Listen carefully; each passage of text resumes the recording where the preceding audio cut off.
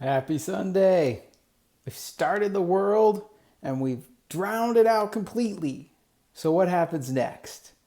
Where does God go from here? Well, quite a few places, right? We barely even started the story. The next episode of Genesis we'll talk about this morning is the visit to Abraham and Sarah by the three strangers. So the story goes like this. Near the oak grove belonging to Mamre one day, Abraham sat at the entrance to his tent during the hottest part of the day, which I'm going to assume is like the afternoon, right? It's usually when it's the hottest part. He looked up and noticed three holy men sent forth after the order of God standing nearby. When he saw them, Abraham ran to meet them and welcomed them, bowing low to the ground. "My brethren," he said, "if it pleases you, stop here for a while. Rest in the shade of this tree while water is brought to wash your feet. And since you've honored your servant with this visit, let me prepare some food to refresh you before you continue on your journey." "All right," they said. "Do as you have said." So Abraham ran back to the tent and said to Sarah, "Hurry! Get 3 large measures of your best flour, knead it into dough, and bake some bread." Then Abraham ran out to the herd and chose a tender calf and gave it to his servant, who quickly prepared it.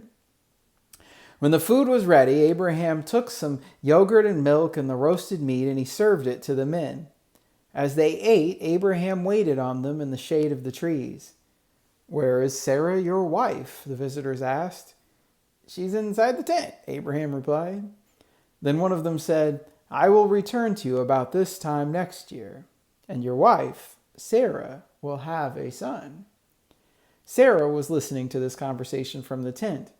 Abraham and Sarah were both very old by this time, and Sarah was long past the age of having children. So she laughed silently to herself and said, "How could a worn-out woman like me enjoy the pleasure of a childbirth when and my master are so old?" I really like that term, master. That's just in the story, so I hiccup there. Husband, whatever. Then the Lord said to Abraham, then the messenger said to Abraham, "Why did Sarah laugh? Why did she say, 'Can an old woman like me have a baby?' Is anything too hard for the Lord? I will return about this time next year, and Sarah will have a son." Sarah was afraid, so she denied it, saying, "I didn't laugh." But the messenger said, "No, you laughed." The messenger kept his word and did for Sarah exactly what he had promised. She became pregnant, and she gave birth to a son for Abraham, Isaac. This happened at just the time God had said it would, and Abraham named their son Isaac. 8 days after Isaac was born, Abraham circumcised him as God had commanded. Abraham was 100 years old when Isaac was born, and Sarah declared, "God has brought me laughter. All who hear about this will laugh with me. Who would have said to Abraham that Sarah would nurse a baby? Yet I have given Abraham a son in his old age." So the characters of the three messengers, I think, are intriguing. Those are kind of exciting characters. We're not really given much detail about them. Those are always kind of cool characters in any kind of story, right? The mysterious strangers that wander into town. Are they angels? Are they human? Or they just kind of appear out of nowhere. Abraham's excited by their appearance, but he doesn't seem surprised. Like he's like, "Oh, you're here." He's not necessarily like, "What are you doing here?" Right? He almost seems like they're guest he was expecting, but he wasn't sure when they'd arrive. And Abraham says, "Let me prepare some food to refresh you before you continue on your journey." And then they reply, "All right, do as you have said." "Do as you have said" is an awkward phrase to read in that context. When someone offers to go get you a soft drink while you're over for an afternoon visit, do you ever reply, "Okie dokie, then do it because you said you would"? I don't think you do that, right? The only time real people vaguely talk like that is when holding someone to their word or covenant. So far, we've seen a few covenants from God to humanity in Genesis while discussing it, right? God promised people that they would return to clay, and then we saw they did return to clay. God promised Noah not to flood the world again, and apparently has not so far. Well, God made covenants with Abraham too, a little before this story, where Abraham meets the three strangers. God had made some covenants with Abraham. Specifically in Genesis 17, Abraham covenants that he will circumcise every male in his family, including those who are not his own children, but are born into his household or purchased with silver from foreigners. If Abraham keeps his half of the covenant, then God says that Sarah will be blessed and given a son so that she will become nations and kings of people will come from her. It's interesting. So here are these three strangers approaching. Abraham says, I'll go get you some snack crackers and juice boxes. And they reply, do as you said. I feel like they're invoking at the outset what's coming next. I think maybe this isn't about the refreshments. They aren't just saying, you best be about getting those juice boxes. They're saying, you took an oath with God to do something, and you're going to have to make good on that oath soon. We're here. We're here to talk about this deal. Then, as they all sit down, the strangers explain why they're bringing up this topic, why they're saying they're going to hold him to this covenant. Because Sarah is going to have a son. Now, here's an interesting part in that God already covered all the escape clauses in his covenant with Abraham. Well, this is Sarah's first kid, as far as anybody says. It's not Abraham's. He has an older son already named Ishmael. And Ishmael is the son of Hagar, one of Sarah's servants. The Bible doesn't seem to endorse that whole one man, one woman thing of modern Western religion, but that's like a whole other conversation.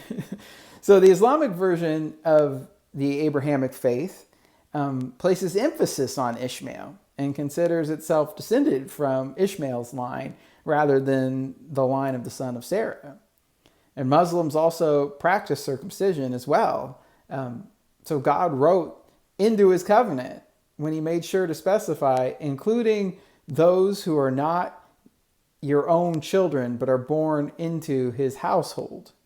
So the kids born that aren't Sarah's that are born into the household, or those that fall maybe aren't officially Abraham's but are, those ones are covered too. And Ishmael actually is Abraham's child, though I'm not sure what the rules were back in those days in terms of, what do you claim patriarchal descent from and everything. I don't really know. Nobody does, by the way, because this is the time of legends. It might be tempting to say that to think of Abraham as a turn of the millennium, time of Christ type Hebraic Jew, or even slightly earlier. But Abraham is not part of the Jews who fled Egypt, right? That should be pretty self-evident, because that part hasn't happened yet. Moses and all that comes later. Abraham isn't part of the Hebrew people that flee Egypt. He's not part of Exodus. In fact, at this point, Abraham is just as arguably a Proto-Arabian, given that the Arabians come from Ishmael, who at this point in our story is Abraham's only son. So what Abraham's culture is like, we can't possibly know, because it's before history as we understand it. So back to our story. Abraham has given his three guests refreshments as promised. I choose to see juice boxes. You can go with what you want. And snack crackers. And then they say that God will fulfill her half of the bargain and give Sarah a son. Sarah's going to become pregnant with Abraham's son. And then Sarah laughs. To herself. She doesn't but she laughs to herself at this ridiculous idea.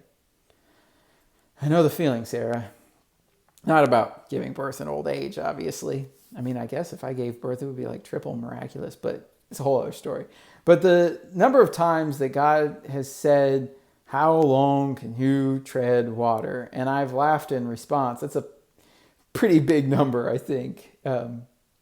It's easy to laugh, to think life is too hard for these kind of covenants to be true. At least I think it is. But the messengers rebuke Sarah. They're like, well, "Why'd you laugh?" And she says she didn't. And they're like, "Oh, yeah, you did." These are some harsh messengers, by the way, if you hadn't noticed. Get us some juice boxes and don't you laugh. So the covenant is later fulfilled. Sarah births Isaac, and from Isaac, the nation of the Hebrews are born. And from Ishmael, the nation of the Arabs are born. God's covenant that Abraham's descendants would be rulers of the world fulfills itself long after Abraham has returned to clay. I know this month I focused more on stories rather than didactic messages. This hasn't really been a here's what's right and wrong and those kinds. I mean, not that I ever quite get into that, but I've been kind of retelling these stories of Genesis. Partly that's because Genesis is very story driven. Genesis is just full of stories. It's not one of the books of the Bible full of wise sayings like Proverbs or lists of kings like Kings or rules like Leviticus. It's just stories about people, even kind of proto-people, right? The pre-Noah people weren't even like people the way we understand them. It's just stories of people dealing with God. And I love that about Genesis. I think that's fun. I love that about the Bible when it happens. Remember last week when I said that Noah doesn't laugh in response to God saying, "How long can you tread water?" Instead, Noah says, "You and me, Lord," right? You and me. And I said that was how I felt the whole story of the Bible runs. The Bible is all about you and me, Lord. These covenants we make with the Lord, we make them in stories often. Stories we tell ourselves and we tell our children. Stories we build our lives around. Because what does it matter if Sarah has Isaac to be the start of nations if she doesn't tell Isaac the story of how he came to be and the covenant that's there? She tells him the story of the three messengers and his birth, and it becomes a piece of Isaac's identity. Ishmael gets told another story, and that story becomes part of his identity. Neither boy is any different than the other, born in about the same place at about the same time to the same father. They're mostly alike. But they hear different stories. They get told different stories. Different tales of how they came to be and where they're expected to go. And the story they're told itself becomes a covenant. It becomes a, this is what you said you are. And they build their lives around that story. I imagine we're all a lot like that. What stories do you tell yourself about who you are, what you owe, and what you deserve? What stories do you hear about others? What stories do you tell them back? God bless. Hope you have a wonderful week. Take care.